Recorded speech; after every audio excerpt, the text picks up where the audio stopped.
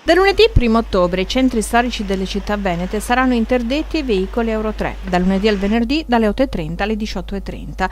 Lo prevedono le norme dettate dall'accordo di bacino padano sottoscritto dalle regioni Veneto, Lombardia, Emilia-Romagna e Piemonte affinché ci sia una modalità di intervento omogenea in tutta la pianura padana per garantire un minimo di efficacia della soluzione attiva fino a marzo.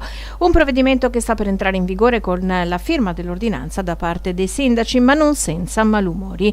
I primi cittadini di Verona, Padova, Rovigo e Belluno hanno inviato una lettera all'assessore all'ambiente della Regione Veneto Giampaolo Bottacine e al Ministero perché intervengano con misure di sollievo, tra cui una riduzione del bollo per chi deve rinunciare all'auto. Sono circa 1 milione i veicoli destinati allo stop. Una lamentela però che ha fatto infuriare Bottacine, che ha convocato la stampa per alcuni chiarimenti. Una presa di posizione pretestuosa, ha dichiarato l'assessore, e per di più incredibilmente disinformata per chi è chiamato ad avere un ruolo di primaria responsabilità in materia. Non solo la Regione ha già attivato le misure di sua competenza, ma i sindaci sanno o dovrebbero sapere che il bollo auto lo fissa lo Stato.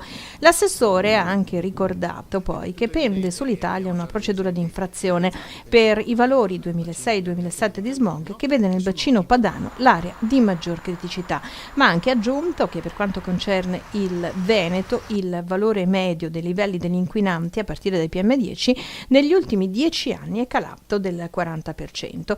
Ciò non significa, ha detto Bottacine, che possiamo abbassare la guardia perché sforamenti se ne registrano ancora, ma ha anche ricordato che l'accordo è declinato nei comitati di indirizzo e sorveglianza che a livello regionale sovrintendono la materia anche con la presenza proprio dei sindaci dei comuni capoluogo. Spetta a loro infatti la potestà di emanare ordinanze.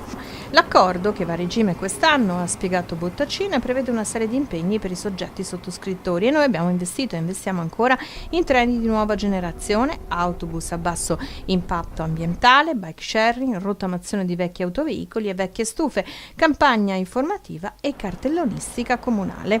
A breve vareremo incentivi per la rottamazione anche di veicoli commerciali. Complessivamente si può stimare che abbiamo impegnato nei diversi settori risorse per circa 300 milioni in 3 anni, ha concluso, rimandando al mittente le lamentele. Vengono dettate da Roma.